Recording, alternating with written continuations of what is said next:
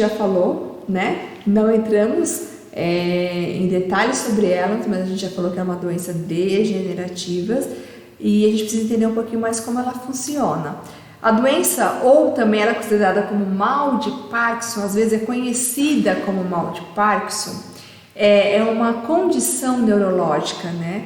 Descrita por James Parkinson, por isso que tem esse nome, em 1817. Olha quanto tempo já foi descoberto essa patologia. Ela se caracteriza por uma desordem lentamente progressiva dos movimentos. Eu tenho esses espasmos, essas desordens de movimento, esse descontrole neurológico que eu tenho onde eu tenho essa desordem desses movimentos e que são lentamente progressivos também. Isso se dá a disfunções dos neurônios secretores de dopamina. Ela eu já consigo saber. Dopamina, lembra que eu falei para vocês na sinapse que eu tenho alguns hormônios? A dopamina é um hormônio neurotransmissor, ou seja, responsável pelas transmissões da informação de um neurônio por outro. Então ela exerce essa função ao movimento da memória, prazer, comportamentos de cognição, atenção, sono, humor. Então o mal de Parkinson, eu sei que eu tenho uma deficiência nesse hormônio secretor que é a dopamina, e isso faz com que eu consiga traçar o tratamento de uma maneira mais adequada. E de fato é isso que acontece, né? No mal de Parkinson, nessa doença, a pessoa tem essa cinesia, esses tremores involuntários. E qual que é a causa, Camila? O que pode levar a essa doença? Normalmente é uma doença degenerativa primária do sistema nervoso central, do cérebro, também é de causa desconhecida, em que ocorre a morte de alguns neurônios de base do cérebro produtores de dopamina. Então, por algum motivo, eu tenho a morte desses neurônios que produzem a dopamina, que faz essa ligação, tá? Porque a dopamina permite que as células do cérebro envolvidas no controle de movimentos comuniquem, e a redução dos níveis de dopamina leva aos sintomas do Parkinson. Então, se eu tenho essa deficiência dessa dopamina e ela faz com que as células façam essa comunicação entre esse controle de movimento, se eu tenho essa deficiência dela, eu vou perder esse controle do movimento. Por isso que o Parkinson é uma doença degenerativa, né? Neurodegenerativa, porque é de ordem neurológica, mas que ela é de comum, como posso dizer, de fácil e comum diagnóstico, porque ela tem esses movimentos que acabam sendo mais fácil de diagnosticar. E quais são os sintomas principais do Parkinson? Tremor em repouso, né? Em repouso a pessoa tem esses espasmos, a bradicinesia, que são esses movimentos involuntários. Com isso eu também tenho essa rigidez da musculatura, e essa rigidez da musculatura, dependendo do Parkinson, do nível que está, leva a limitações e que atrapalham no cotidiano, no dia a dia. Instabilidade postural, né? O idoso não tem essa instabilidade que pode levar o quê?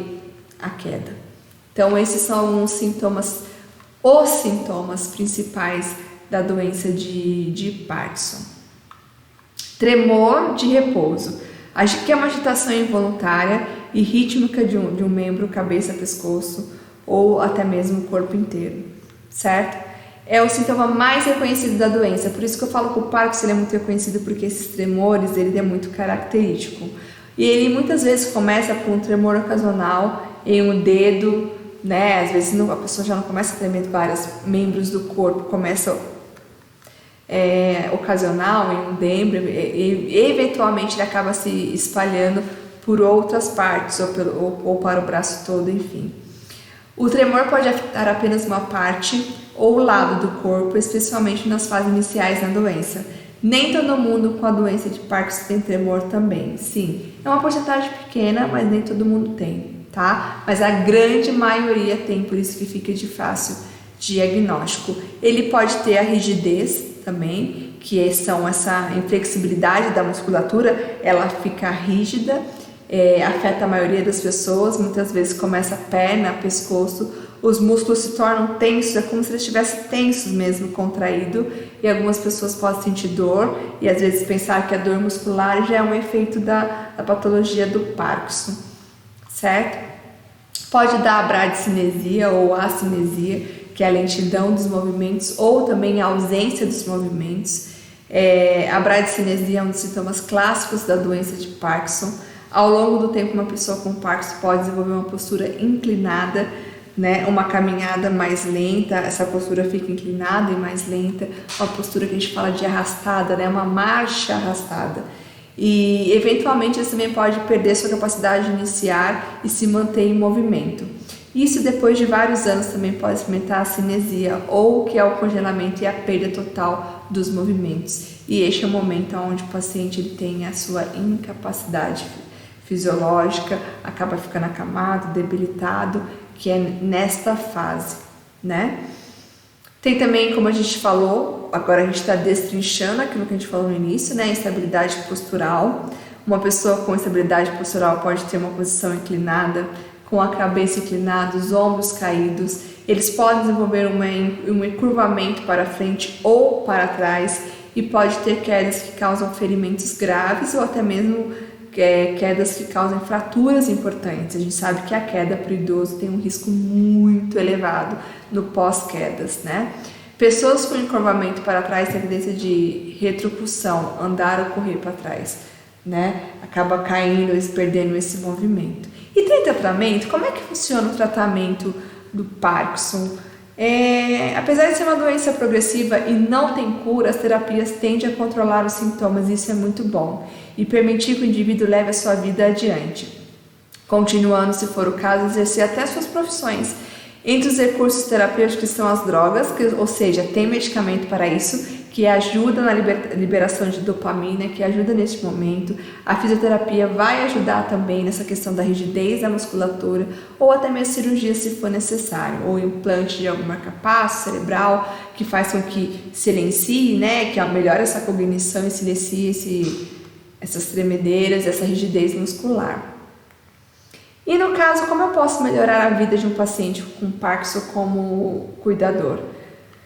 Primeiro, a família desse paciente também precisa de apoio, né? E muitas vezes você como cuidador vai fazer este link. Nesses cuidados, a família tem um papel essencial, além de contribuir para que os medicamentos sejam administrados, que isso é extremamente importante, essa terapia medicamentosa, e ser administrado nos horários corretos. Os familiares são aqueles que ajudarão no dia a dia, no ponto de vista de necessidades físicas e emocional. Camila, mas é tão difícil como cuidador, às vezes, eu ter essa relação com a família. Eu costumo orientar que no início, quando você for iniciar um tratamento ou conhecer um idoso, alguém da família tem que ser o porta-voz para você. Aquele onde você vai buscar informação, onde você vai trocar informação, onde você vai passar o seu feedback, vai passar o que aconteceu no dia, e com o tempo você vai ganhando essa relação, né? É importante, o cuidador tem que fazer a sua parte, tem que passar a informação, tem que ganhar o espaço em relação à família e mostrar para a família o quanto ela é importante nesse processo, tá? Todos os familiares devem participar do tratamento para conhecer o problema a fundo, aprender a lidar, tirar dúvidas do dia a dia, que isso é importante para trazer até um bem-estar e conforto para esse idoso. E, acima de tudo, devem ser os maiores incentivadores a este paciente e tentar manter ele sempre ativo. Então, o mal de Parkinson, se eu faço o tratamento correto com a medicação, ela não tem cura, ou seja, a medicação ela não é curativa, ela não vai curar, mas se eu faço o tratamento correto com a medicação, se eu incentivo a fazer atividade física, né, a fisioterapia de forma correta, enfim, o idoso ele consegue voltar à sua vida normal, vamos dizer assim, ou ter pelo menos qualidade em relação a isso. E a família e o cuidador? Né? Como eu já falei para vocês, ambos têm um papel essencial, importante, e um papel que, quando a família e o cuidador têm essa comunicação assertiva, uma comunicação respeitosa, uma comunicação agradável, só tende a ganhar, né? E quem ganha é o idoso. Além de contribuir para que os medicamentos sejam administrados nos horários corretos, os que são aqueles que ajudarão também no dia a dia do ponto de vista de necessidade física e emocional. Todos devem participar do tratamento para conhecer o problema a fundo, aprender a lidar, tirar dúvidas do dia a dia, contribuir para o bem-estar e conforto do idoso e, acima de tudo, devem ser os maiores incentivadores para que o paciente se mantenha ativo. É importante ter em mente que as pessoas que desenvolvem Parkinson geralmente tiveram uma vida independente ativa antes disso, não só com o Parkinson, como outras doenças degenerativas também. Por isso é necessário respeitar as vontades da pessoa, do idoso, né? Que ninguém force o paciente a fazer atividades que não agrade ou exija fazer algo que aquilo que ele não vai fazer, em uma velocidade que às vezes é a nossa velocidade e não do idoso, né? Na execução de alguma tarefa. Como eu disse, às vezes você quer que ele tenha agilidade para comer, ele não consegue, mas ele consegue comer no tempo dele, então deixa com que ele faça isso. Vai escovar os dentes, ele consegue escovar o dente, mas no tempo dele, então deixe que ele faça isso. Um tratamento ríspido durante esse processo poderá reprimir o indivíduo, reprime o idoso, deixando ele triste, com sentimento sim, de mostrar que ele é incapaz e de acreditar na sua capacidade mesmo. Isso pode trazer vários malefícios, né, que vai atrapalhar até no tratamento. Lembrando que não tem cura, mas com o tratamento eu consigo ter qualidade, tá? Aqui eu volto a dizer do ambiente seguro, como eu já falei antes, mas que é importante retirar tapete, objetos menores para que não tenha queda, uma iluminação adequada, verificar se os fios pela casa também, porque o idoso com mal de Parkinson, ele tem essa limitação no andar, né, no caminhar, então eu vou observar o que? Como que tá, se tem fio solto pela casa, se ele pode tropeçar, melhorar a iluminação, como eu já disse, cuidado com animais de estimação. Às vezes os idosos têm animais de estimação, né? Porque o animal de estimação pode querer dar carinho, pular, correr e pode causar queda. No banheiro sempre tem que pensar nas proteções, como eu já disse, né? Barra de segurança, tapete antiderrapante, corrimões, isso é extremamente importante. São coisas que a gente fala, Camila, se repete nos cuidados? Sim, tá? Se repete nos cuidados. Mas são coisas como o cuidador tem que ter em mente que isso é dele e que é importante você administrar esse momento, né? Fazer com que seja um espaço seguro, certo? Em relação à atividade física, as atividades físicas são essenciais não só nessa fase da vida, mas também como prevenção. É possível e é preciso sempre ver com um especialista antes de iniciar, né? Porque não é toda atividade física nem exercício físico que serve para todos os idosos com todas as doenças degenerativas, tá? A musculação, a fisioterapia trabalha a musculatura, isso é essencial para o Parkinson por conta dessa rigidez. Então, se eu trabalho o músculo, eu evito que essa rigidez aconteça, eu garanto um equilíbrio, eu garanto uma postura, previno quedas, enfim, previno várias sequelas, então é importante. Mas não é você como cuidador que vai fazer esses exercícios, mas sim orientar e incentivar o idoso a buscar essa ajuda, claro, junto com o apoio da família, entre outros, tá? Se caminhar é bacana, se o idoso ainda consegue caminhar, deve ser feita diariamente, pode ser com ajuda. Se tiver com dor, para, respira, depois volta outro dia, mas tem que manter o corpo ativo e sempre fazer com que no momento que eu circulo eu mantenha os meus músculos flexíveis, né? Isso evita também a rigidez muscular.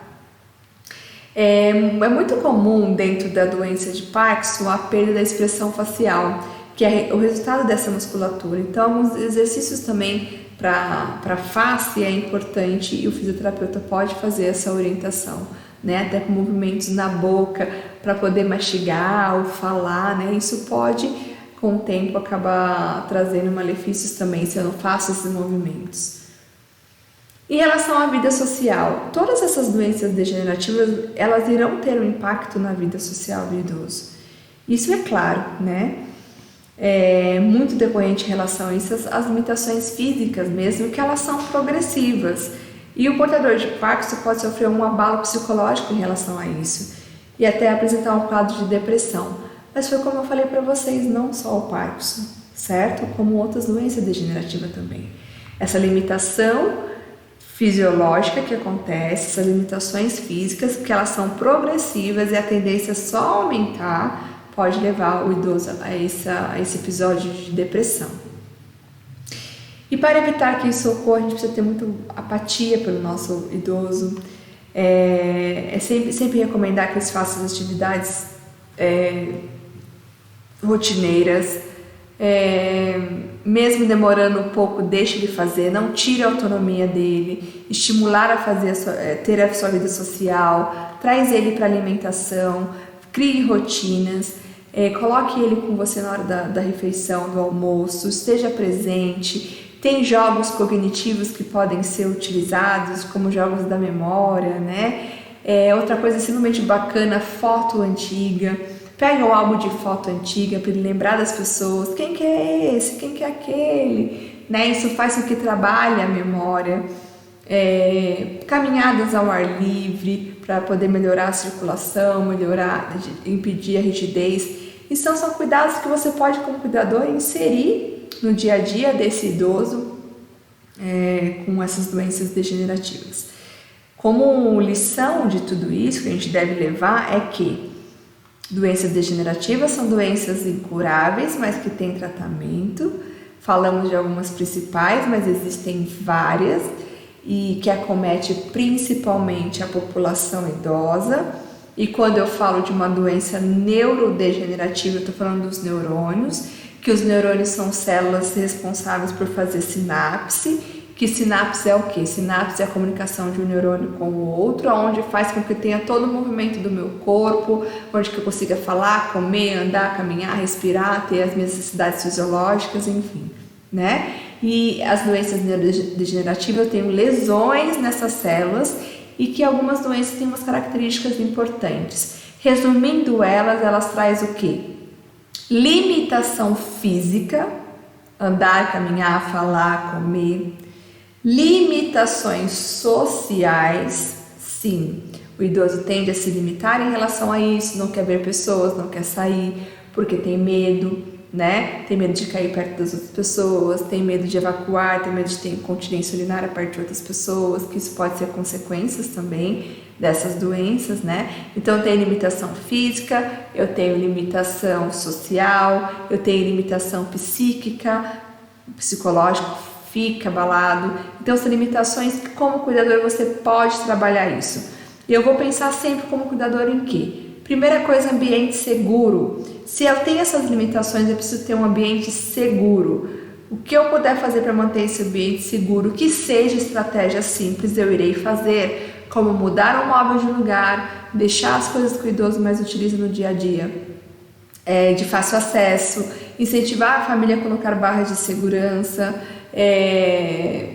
tirar móveis perigosos onde o idoso pode cair, tropeçar ou apoiar, certo? Então, segurança, orientar no andar, ficar de vigia, não tirar autonomia, mas ficar atrás se precisar, na hora da caminhada, da marcha. Isso você, como cuidador, pode pensar. Pensar em identificar esses ocorridos, identificar o início, às vezes, dessas doenças. Tem alguma coisa estranha acontecendo, isso não é de agora, ele anda esquecendo, anda agitado. Isso é importante também ter esse olhar crítico de poder decifrar algo que está diferente. É diferente, isso não é normal. Conhecer o normal para depois saber o que é diferente, o que está acontecendo que está fora da realidade que se tinha antes, certo? Pensar na maneira que eu vou cuidar da higiene oral, da higiene corporal, da higiene íntima, observar também a questão da alimentação, que eu posso melhorar nesse processo de alimentação para evitar broncoaspiração, que seria, né, o engasgo, para evitar uma pneumonia futura. Como que eu vou incentivar esse idoso, a autonomia dele de fazer algo que ele fazia para evitar outras doenças, para manter o corpo ativo, como eu falei, para evitar um IAM, um AVC. Então, como cuidador, eu sei que é importante vocês saberem que existem essas doenças e que é importante saber o manejo delas, mas os manejos delas acabam se repetindo o cuidado que eu vou prestar. O importante é eu saber dar ênfase ao meu cuidado, que eu posso fazer para tornar o ambiente agradável, seguro, um cuidado com qualidade, certo?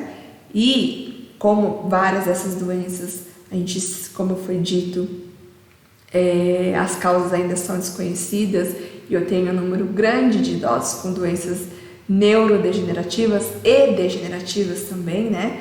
Então é importante a gente sempre estar preparado para este cuidado. Muito obrigada pela presença de vocês. Eu espero que você tenha gostado da aula, que você tenha entendido e que fique essa mensagem que a gente pode sempre otimizar o nosso processo, melhorar a assistência prestada e o cuidado prestado. Obrigada e até a próxima!